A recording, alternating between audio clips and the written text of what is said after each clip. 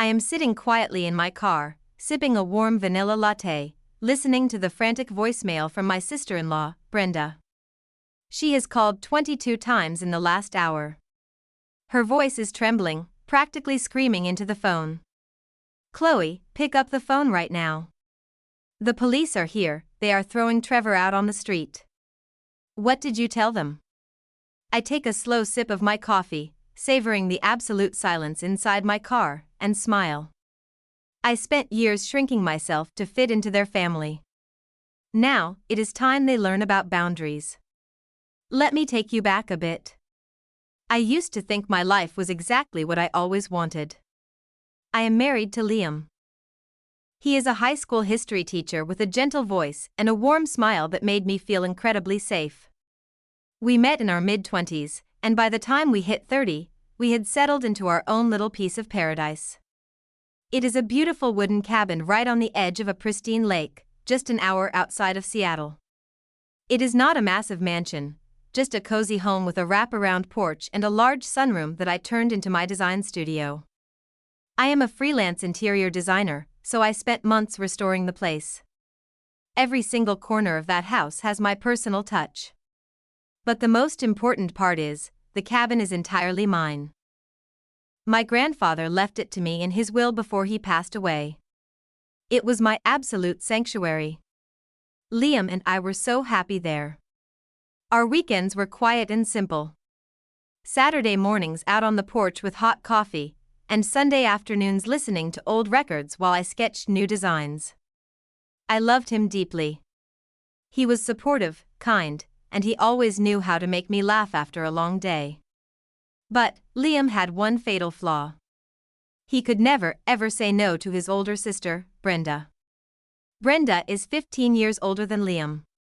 She practically raised him when they were younger, and she never let him forget that debt. She has this overbearing, heavy presence. Whenever she walked into our home, she acted like she owned the place. Liam felt like he owed her his entire existence. If Brenda needed a favor, Liam would drop everything. He was a proud, confident man in his classroom, but around his sister, he turned back into a helpless little boy. At first, it was manageable. I tried to be understanding. I knew she sacrificed a lot for him. But her attitude was suffocating. She would come over uninvited and make these little, cutting remarks. "Chloe, this paint color makes the room look so cheap." Or she would rearrange my kitchen cabinets while I was cooking because she didn't like my setup. I would just bite my tongue. Liam would give me this helpless, apologetic look across the room, and I would let it slide.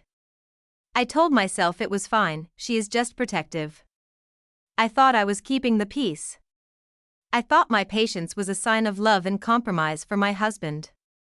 I did not realize that every time I stayed quiet, every time I let her cross a line, I was giving her permission to take over my life. One Friday afternoon, Liam came home from school looking unusually tense. He sat down at the kitchen island, refusing to meet my eyes. "Chloe. Brenda called today. It is about Trevor." My stomach tightened.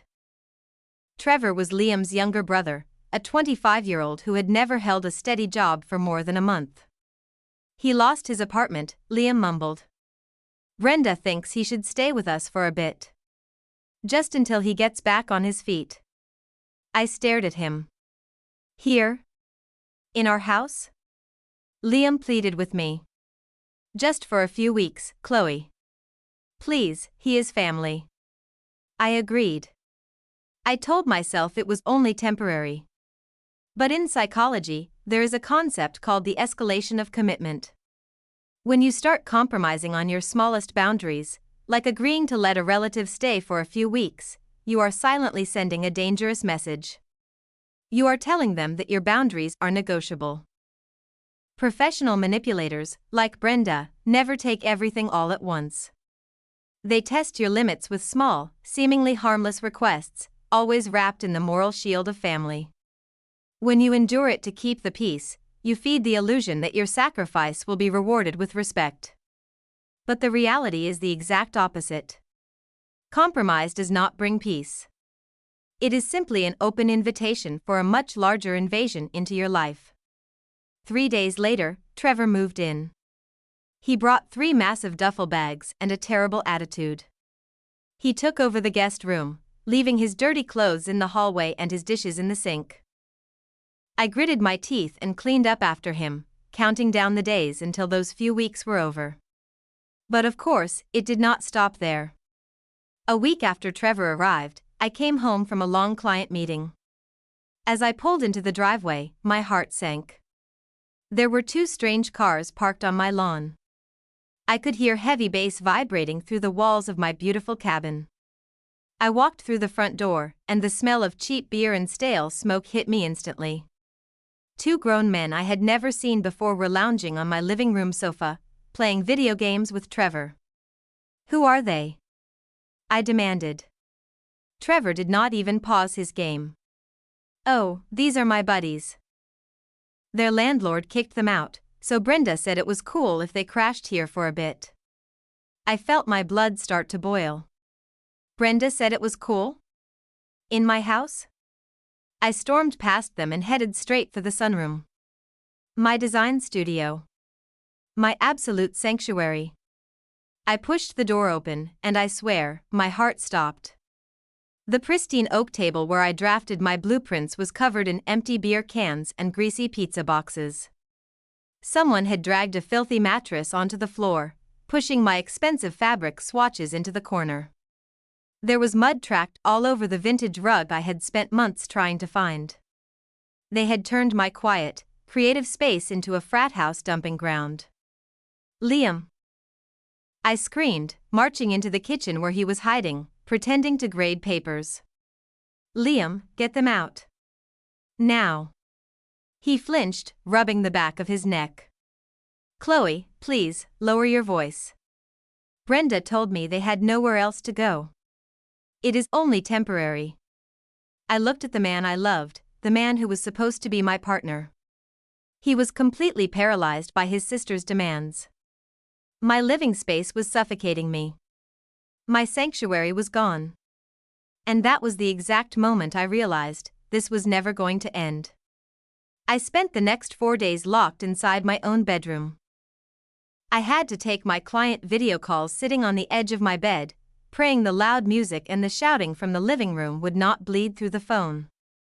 The entire house smelled like stale beer and greasy takeout.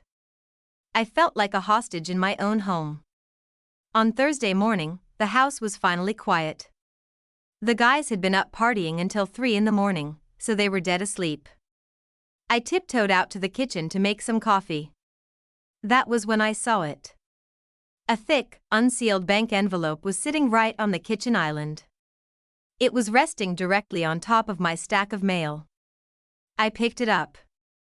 Inside, there was a thick stack of $100 bills. And right on top of the cash was a yellow sticky note. It read, "Brenda, here is the rent for the month for me and the boys, thanks for the cheap room." I stood there, staring at the words until they blurred. Rent? A cheap room? She was not just dumping her brother on us. She was secretly operating an illegal boarding house out of my inheritance. Before I could even process the rage, the front door clicked open. Brenda walked in, holding a box of fresh pastries, looking like she owned the world. Liam was right behind her, adjusting his tie, getting ready for work. "What is this?" I yelled, slamming the envelope down on the granite counter so hard it made a sharp cracking sound. Brenda stopped. She did not look guilty at all. She actually rolled her eyes. "It is none of your business, Chloe, put that down." I laughed, a harsh, bitter sound. "None of my business. You are charging strangers rent to sleep in my house. You are pocketing money while they destroy my design studio." I turned to Liam, expecting him to finally wake up. Expecting him to be just as furious as I was. "Liam, look at this. She is using us." But Liam did not look surprised. He just looked annoyed at me. "Chloe, please lower your voice," he sighed. "Brenda is just trying to teach them some responsibility.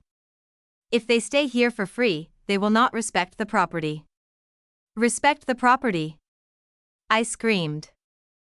They ruined my vintage rugs. They turned my workspace into a dumpster. If they are paying rent, why is it not going toward the utilities they are wasting? Why is it going straight into her purse? Brenda crossed her arms. Family helps family, Chloe. You have this big, gorgeous cabin, and you are being completely greedy about it. I stepped right up to Liam. I want them out. Today. Tell her to take her money, take her brother, and get out of my house. Liam looked at his sister, then looked at the floor. He could not even meet my eyes. When he finally spoke, his voice was ice cold. Chloe, you are being entirely unreasonable. They need a place to stay. Brenda is managing the situation so we do not have to deal with it. I am not asking you, Liam. I warned him. They leave, or I am calling the police right now.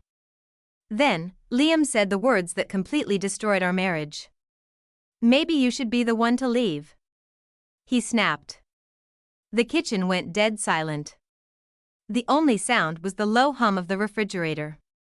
What did you just say to me? I whispered. He rubbed his temples, looking completely exhausted by my presence. You are too stressed out. You are making everything a massive fight. Maybe you should pack a bag and go stay at a hotel for a few days, just until everyone cools down and you can think rationally. I stared at the man I had loved for years. He wanted me to leave the home my grandfather built. He wanted me to pack a bag and walk out of my own front door, just so his sister could keep running a frat house in my living room. In that exact moment, the final thread snapped. The guilt, the love, the desire to be a good wife, it all just vanished. I felt completely cold. I did not cry. I did not yell anymore. I just smiled calmly. Okay, I said. I will go. Brenda smirked, taking a bite of her pastry. She thought she had one. They both did. I walked out the front door, leaving my overnight bag sitting completely empty on the bedroom floor. I didn't pack a single piece of clothing. I didn't need to. Because I had absolutely no intention of going to a hotel. I got into my car, locked the doors, and took a deep, steadying breath. For the first time in weeks, the air didn't smell like stale beer and cheap cologne. I reached into the hidden compartment under my passenger seat. I pulled out a heavy, waterproof document bag. Inside was the original, notarized property deed to the lake cabin. The one with my grandfather's signature, explicitly listing me as the sole, legal owner of the estate. I started the engine, but I only drove down to the end of our long, winding driveway. I parked in the shadows beneath a large oak tree, pulled out my phone, and dialed the non-emergency number for the local police precinct. My voice didn't shake at all. I calmly told the dispatcher my name and my address. I explained that I was the sole legal homeowner, and there were 3 unauthorized men refusing to leave my property. But I didn't stop there. I specifically stated that a woman named Brenda was currently operating an illegal, unlicensed commercial boarding house inside my private residence, and I had physical proof of her collecting cash rent. The dispatcher immediately changed her tone. Because money was exchanging hands, this was no longer just a messy family dispute. It was an illegal commercial operation and criminal trespassing. She promised to send officers right away. I sat in the dark, sipping a bottle of water, watching the clock on my dashboard. Exactly 22 minutes later, 3 police cruisers rolled down the street, their headlights cutting through the darkness. They pulled directly onto my front lawn, their red and blue lights flashing brilliantly against the wooden walls of my cabin. I cracked my window open, just enough to let the crisp night air in, and watched the absolute destruction of Brenda's little kingdom. The officers marched up the steps and pounded on the heavy oak door. The sound echoed across the lake. Liam opened the door, wearing his pajamas, looking completely bewildered. Before he could even formulate a sentence, the officers pushed right past him, shining their heavy flashlights into the living room. From my car, I could hear the exact moment the chaos erupted. The heavy bass of their party music was violently cut off. There was shouting, the sound of glass breaking, and then Trevor and his two deadbeat friends were physically escorted out onto the porch. They were completely disoriented, shivering in the freezing night air, clutching their pathetic duffel bags. Then, Brenda stormed out. She was waving her arms frantically, her face red with absolute rage. She pointed at the officers, screaming at the top of her lungs. "This is a family matter. You can't do this. My brother lives here." The lead officer stood perfectly still, completely unfazed by her tantrum. He held up a clipboard and spoke with a booming voice that carried right to my car. "Ma'am, the legal owner of this property has provided the deed and reported an illegal boarding operation. You are collecting unauthorized rent on premises you do not own. You and your guests will vacate this property immediately, or you will be arrested for trespassing." The silence that followed was incredibly heavy. Brenda froze. The absolute horror washing over her face was the most beautiful thing I had ever seen. She finally realized that her manipulation meant absolutely nothing in the eyes of the law. Liam stood shivering on the porch steps, his face completely pale. He looked out into the darkness, his eyes scanning the street, desperately looking for my car. He was looking for his obedient, quiet wife to come back and fix everything. But I just sat there in the shadows, perfectly still, watching them get shoved off my property in the middle of the night. The very next morning, as the sun was just rising over the lake, I was already sitting in my lawyer's office. I didn't cry, and I certainly didn't hesitate. I filled out every single necessary form and signed my name at the bottom with the most decisive stroke of my entire life.